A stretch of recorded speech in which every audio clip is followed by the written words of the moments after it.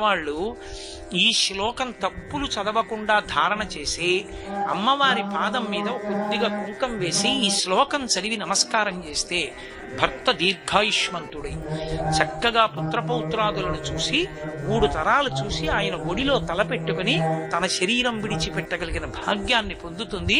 పసుపు కుంకాలతో 10 కాలం ఉంటుందంటారు. ఇది యథార్థంగా నా జీవితంలో ఒకానొక సందర్భంలో అనుభవంలోకి వచ్చింది ఒక విషయం. కానీ వ్యక్తిగత విషయాలు నేను సభావేదికల మీద చెప్పడం అలవాట్లేదు, అందుకని చెప్పండి. అంత గొప్ప శ్లోకం. అందులో శంకరులు అంటారు, సుధామప్యాస్వాద్య ప్రతిభయ జరా మృత్యుహరిణీ విపద్యంతే విశ్వే విధిమకముఖాద్యాది విశదః కరాళం యక్ష్వేళం కబళతవత కాలకలన నశంభోస్తన్మూలం తవ జనని తాటంక మహిమా.